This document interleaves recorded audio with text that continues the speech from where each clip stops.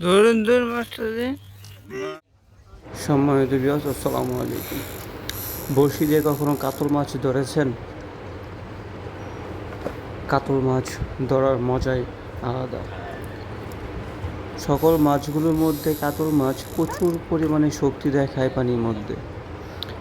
এমন পর্যায়ে চলে যায় পানি খাও, মাছ শিকারীকে পানি খাক, পানির মধ্যে টেনে নিয়ে চলে যায়। মাছে পানি খাওয়াই। দক্ষ শিকারী না হলে কাতল মাছ খেলা নিয়ন্ত্রণ রিল্যাক্স করা খুবই কষ্ট।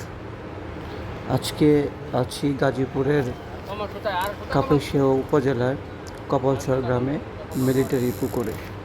এখানে যেন কাতল মাছ ধরার প্রতিযোগিতা চলছে। একের পর এক কাতল মাছ হিট হচ্ছে।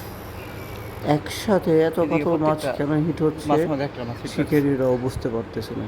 প্রায় প্রত্যেকটি মাছাই একই সাথে কাতল মাছ হিট হচ্ছে, যেন অন্য সকল মাছগুলো এরা ডিল আছে, আমরা ডিল আছে বাসায় চলে আগে গেছে। পরে ডিল দিন, আগে কাতল মাছ ধরুন, মাছের খাবারের সময় এখন। পরে টাইট করুন।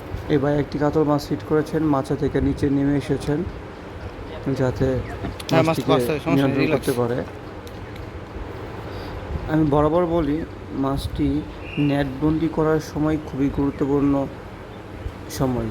এই সময় অভিজ্ঞতা পরিচয় না দিলে মাছটি ছুটে যেতে পারে। আরেক শিকারী ভাই নেটবন্দি করার জন্য মোক্ষম সময়ের অপেক্ষা করছে। যখন শিকারি মাছটিকে একদম পুরোপুরি নিয়ন্ত্রণে নিয়ে চলে আসবে, তখন মাছটিকে নেটবন্দি করে উপরের দিকে তুলে নিয়ে আসবে। মাছটি ক্লান্ত হচ্ছে না। যতক্ষণ পর্যন্ত না মাছটি ক্লান্ত হবে, ততক্ষণ পর্যন্ত নেটবন্দি করা যাবে না। পিঁপড়ার ডিম দিয়ে কাতল মাছ শিকার করেছেন শিকারি ভাই। যদিও কাতল মাছ লাড্ডুটু বেশি পছন্দ করে, মাছটি প্রায় নিয়ন্ত্রণে চলে এসেছে, দুর্বল হয়ে গেছে।